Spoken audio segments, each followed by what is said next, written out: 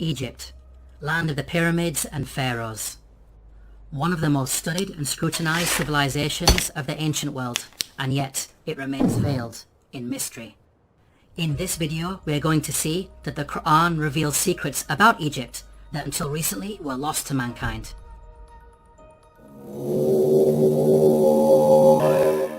Pharaoh was a tyrant in Egypt, enslaving and persecuting the children of Israel.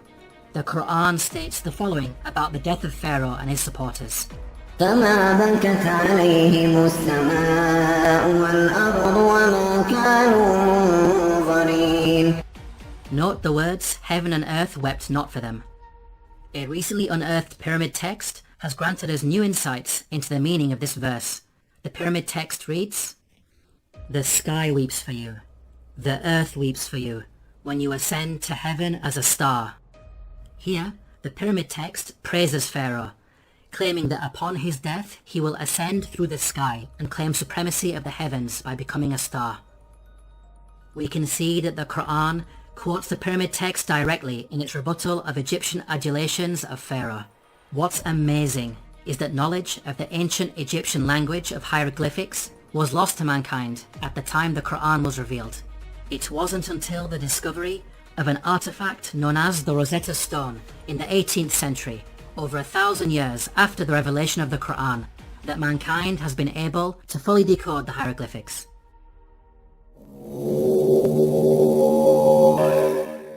When you hear the word Pharaoh, what comes into your mind? Most people think of the supreme ruler of Egypt. This is correct, but the word did not always refer to the supreme ruler. Ancient Egyptian history is divided into different periods. The word Pharaoh, Egyptian PHARAOH, had different meanings depending on the period of Egyptian history.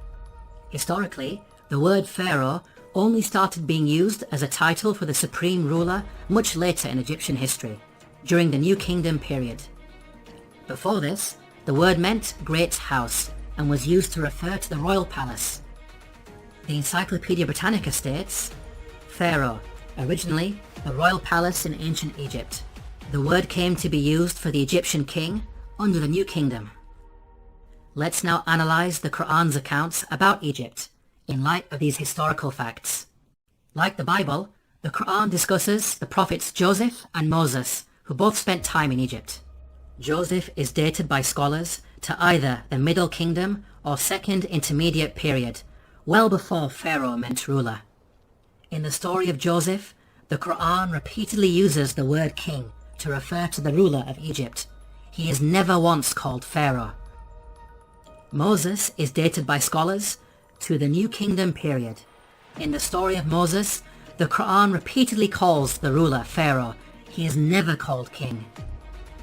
We can see that the Quran is accurate in its use of language when it comes to describing the leader of Egypt at different periods in its history. How could the author of the Quran have known this? The only source of information about ancient Egypt that would have been readily available are the Bible-based stories. To claim that the Quran copied from the Bible is problematic, because the Bible uses the word Pharaoh to refer to the Egyptian ruler in the story of Joseph, which is historically inaccurate. The Quran cannot have copied from the Bible, because the Quran corrects the Bible.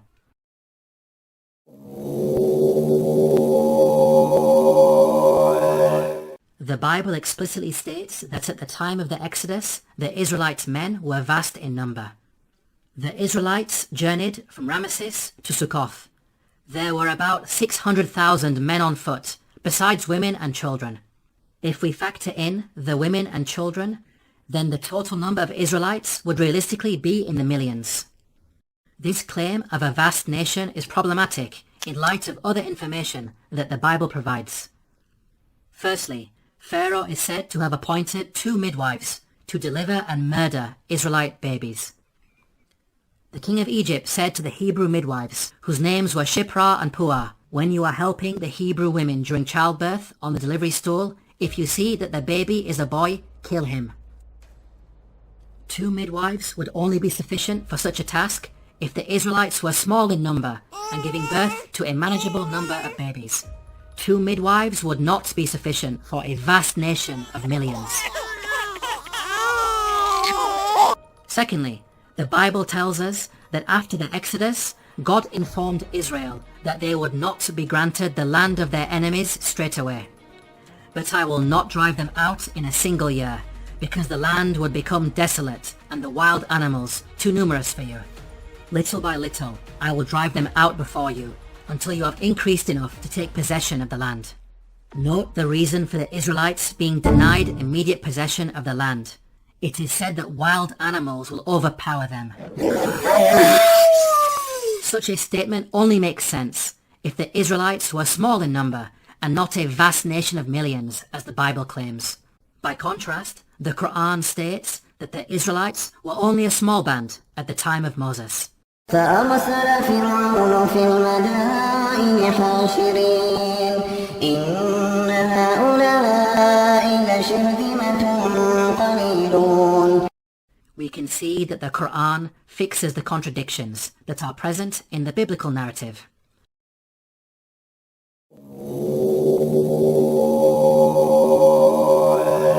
The Qur'an states that the punishment of crucifixion was used in ancient Egypt from the time of Moses all the way back to the time of Joseph. Now the word crucifixion typically brings to mind the Roman cross. However, in antiquity there were different forms of crucifixion. Professor of Archaeology David Chapman wrote, "In studying the ancient world, the scholar is wise not to differentiate too rigidly the categories of crucifixion, impalement and suspension. Hence, any study of crucifixion conceptions in antiquity must grapple with the broader context of the wide variety of penal suspension of human beings." The Arabic words translated as crucified in the Quranic verses all contain the root word, solaba. Arabic dictionaries state that this root carries a number of meanings, including to harden or stiffen and to extract oily matter from bones. This word does not only mean death by being hung on a Roman cross. Rather, it indicates any method of execution which makes the body hardened or stiffened and results in the leaking of bodily fluids. So, impalement, suspension, and the Roman cross are all included without making any distinction. Archaeological evidence shows that the ancient Egyptians used to crucify people by impalement on a stake. The following entry is taken from an Egyptian-German dictionary of hieroglyphics. Note the hieroglyph which depicts an impaled man. This is a punishment that was used throughout the different periods of ancient Egypt. The Abbot Papyrus is dated to the New Kingdom period. It mentions an oath that includes impalement. He took an oath on pain of being beaten and of being impaled. The earliest evidence for crucifixion by impalement is Papyrus Bulaq 18, which is dated to the early Second Intermediate period. It states, "A bloodbath had occurred with wood. The comrade was put on the stake." We can see that crucifixion by impalement on a stake was carried out during the New Kingdom period, and at least as far back as the Second Intermediate period. These time periods cover both Moses and Joseph, which shows that the Qur'an is historically accurate. As well as mentioning crucifixion, the Qur'an also narrates the following threat of mutilation made by the Pharaoh of Moses. لأقطعن أيديكم وأرجلكم من خلاف ولأصلبنكم أجمعين. Historically we know that capital punishment in ancient Egypt became more severe with the advent of the New Kingdom period, which is the time of Moses. In fact, the specific punishment of mutilation is primarily associated with the New Kingdom period. For example, the Turin Judicial Papyrus records, persons to whom was done punishment by severing their nose and ears on account of them ignoring the good instruction said to them. These details about crucifixion and mutilation are missing in the Bible. There is a Jewish commentary, the Midrash Shemot Rabbah, which mentions Pharaoh threatening Moses with burning and crucifixion. But this is a much later work that was composed centuries after the Qur'an was revealed.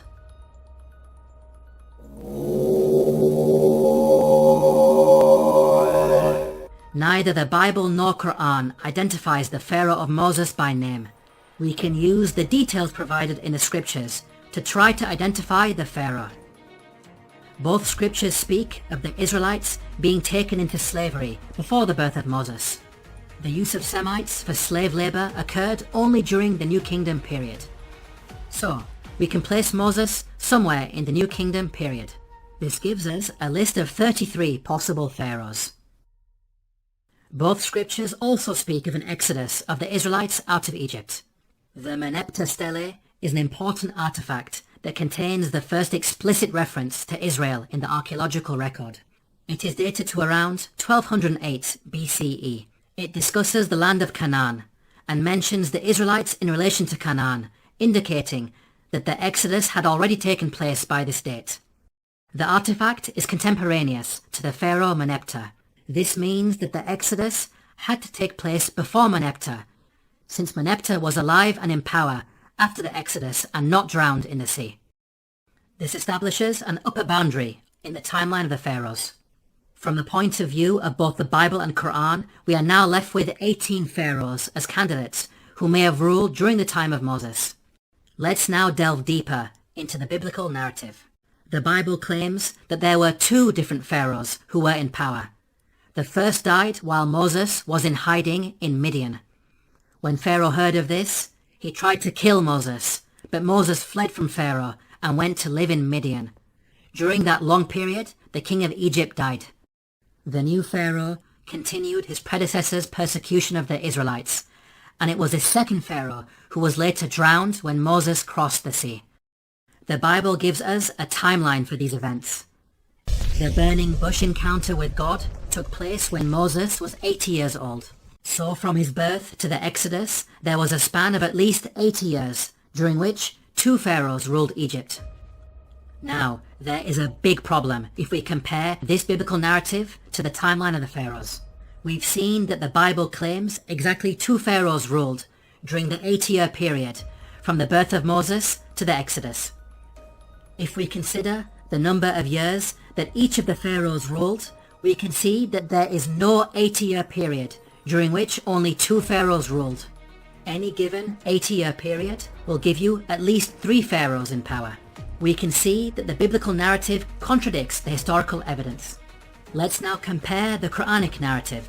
Unlike the Bible, the Quran depicts a single pharaoh reigning from the birth of Moses all the way up to the Exodus.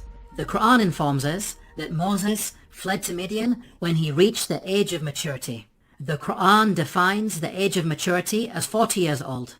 The Quran also informs us that during his time in Midian, Moses spent 8 to 10 years in the service of his father-in-law before returning to Egypt to face Pharaoh. This means that Moses was at least 48 years of age when the Exodus happened. The only Pharaoh during the New Kingdom period who had such a lengthy reign as an absolute ruler was Ramesses II, who ruled for 66 years. The Quranic account is perfectly in line with the historical evidence and fixes the chronological issues that are present in the biblical narrative.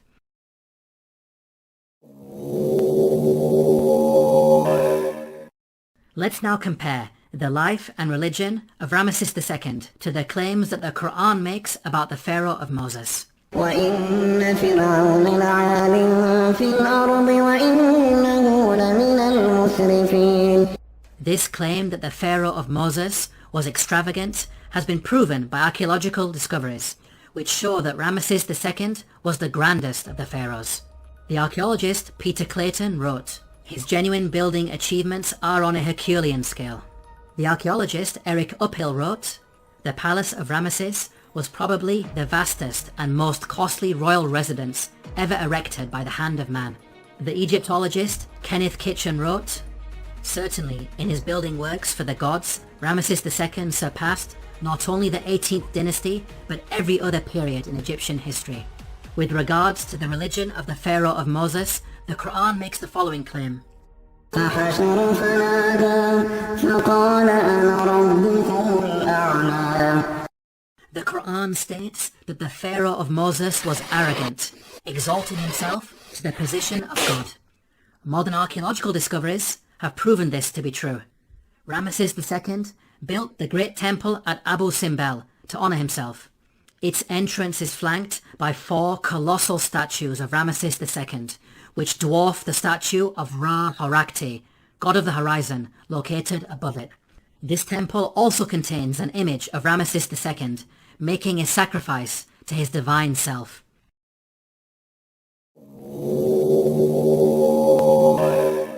The Quran makes the following claim about the Pharaoh of Moses, who God drowned in the sea. فَالْيَوْمَ نُنَجِّيكَ بِبَدَنِكَ لِتَكُونَ لِمَنْ خَلْفَكَ آيَةً. We can see that the Quran explicitly states that the Pharaoh's body will be preserved as a sign for future generations. Note that the Quran never makes such a statement about any of the other destroyed nations that it discusses, typically stating that their abandoned buildings and ruins have been made signs for later generations. This claim about a body being preserved is unique to the Pharaoh of Moses. The body of Ramesses II was discovered by archaeologists in the year 1881 CE. The mummy has been on display in the Cairo Museum, and over the last century it has been seen by millions of tourists from all over the world. In the following documentary, Sir Tony Robinson states that Ramesses II is one of the few pharaohs whose body has survived largely intact. Just across the river from Luxor lies the famous Valley of the Kings, where Ramesses himself was buried. His mummy was discovered in 1881. One of the few pharaohs whose body has survived largely intact. Historically, priests had concealed his body in a secret location in the year 1000 BCE because of a problem with grave robbers.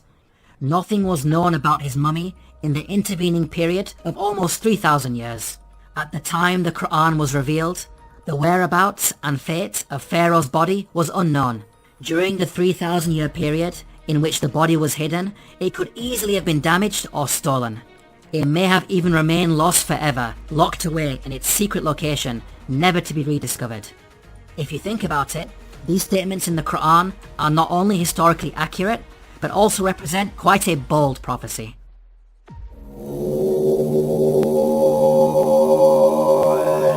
The Bible informs us about a series of plagues that God brought upon Egypt. The book of Exodus informs us that the first 6 of these plagues are as follows. First, the Nile was turned into blood. Second, masses of frogs. Third, swarms of mosquitoes. Fourth, swarms of flies. Fifth, the death of livestock. Sixth, boils on people and animals. Now at first glance, this series of plagues in the biblical narrative may seem random and unrelated. However, the Quran sheds light on these events. The Quran states the following about the divine punishments against Egypt. فأرسلنا عليهم الطوفان والجراد والقمل والضفادع والدم آيات مفصلات فاستكبروا. Notice the first punishment mentioned by the Quran, a flood. This is an important detail that is not found in the Bible. This punishment of a flood actually explains the 6 seemingly random and unrelated plagues in the biblical narrative. A flood would result in high concentrations of red earth entering the Nile River and causing a blood-like colour, killing fish and making the water undrinkable, as described in the biblical narrative. This phenomenon is attested to historically, as recorded by a Middle Kingdom Egyptian sage. See, the river is blood. One shrinks from other people and thirsts for water. The rest of the biblical plagues are also easily explained as a consequence of the flood. Frogs, mentioned in plague number 2, are known to fill the land after Nile floods. The death of the frogs recorded in the biblical narrative can be caused by contamination of anthrax that was carried over from the rotting fish. Mosquitoes, mentioned in plague number 3, proliferate after Nile floods, as the pools of water left over from the flooding would have allowed them to overbreed. Swarms of flies, mentioned in plague number 4, would be brought about by the massive death of frogs on the land. The death of pasturing livestock, mentioned in plague number 5, can be explained by anthrax, as brought on the land by the frogs. The boils on humans and cattle, mentioned in plague number 6, may have been caused by bites. The stable fly in particular is infamous for its vicious biting of mammals. We can see that the Quran's mention of a flood easily explains the biblical plagues, which are not random as initially appears to be the case, but in fact a series of interrelated events.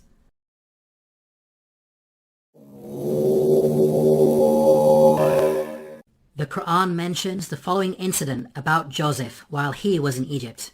وشروا بثمن بخس دراهم معدودة وكانوا فيه من الزاهدين. Here the Quran states that Joseph was sold for a paltry price.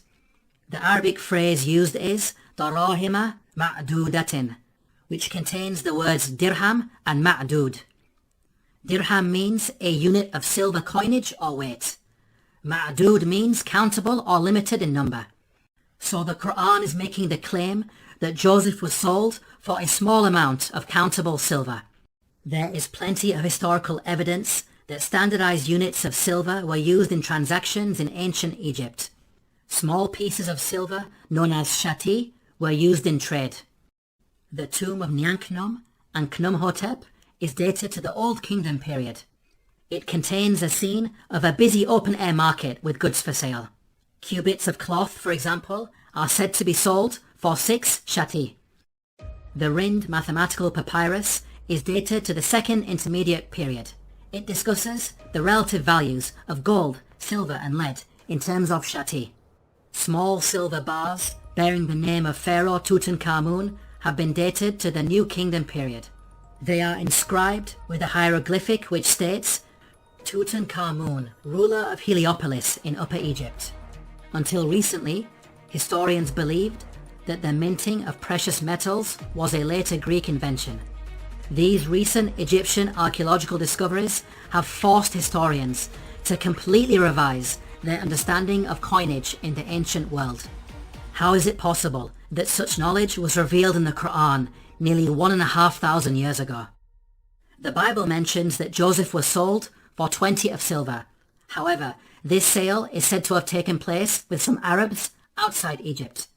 By contrast, the Quran states that the sale took place inside Egypt. So, the Bible could not have been used as a source by the Quran. It is in fact the Bible that contains historical errors when it comes to coinage. For example, the Bible makes the claim that a gold coin known as the darik was used at the time of King David. They gave toward the work on the temple of God 5,000 talents and 10,000 darics of gold. As historians point out, the darik is named after the Persian leader Darius the Great, who lived hundreds of years after King David. The Jewish Encyclopedia acknowledges this error. A notable instance of anachronism occurs in 1 Chronicles 29:7. Gold darics, coins which were not struck before the time of King Darius I, i.e. more than 400 years after David.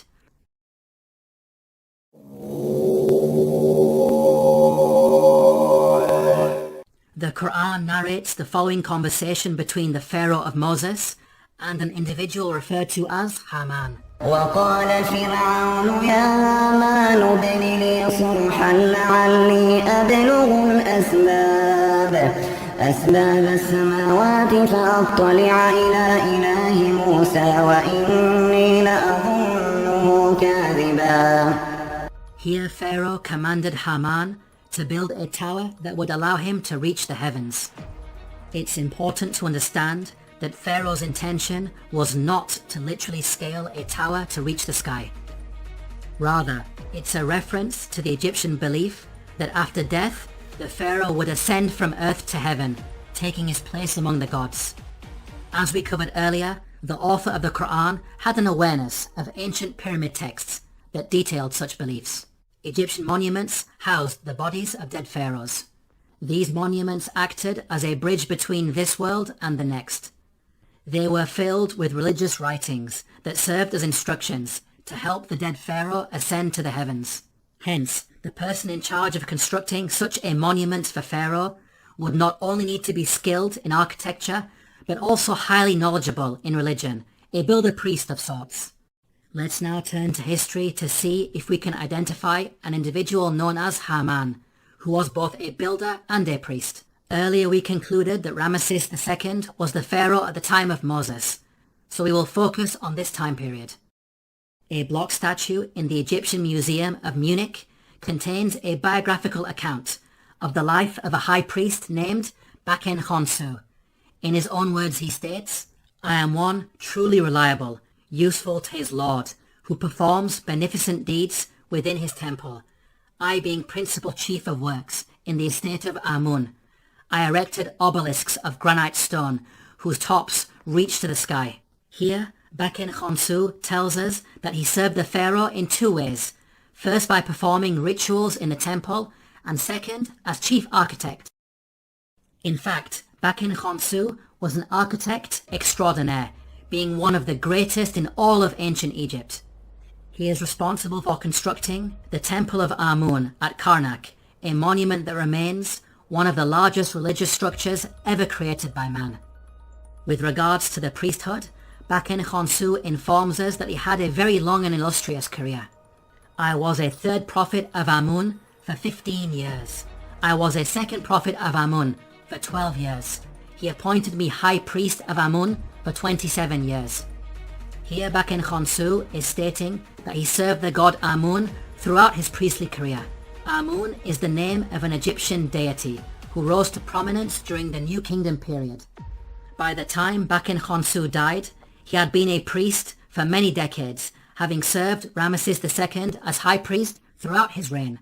Both Ramesses II and Baken Khonsu were contemporaries who died around the same time. What about the Qur'an's mention of Haman? How does it relate to Baken Khonsu?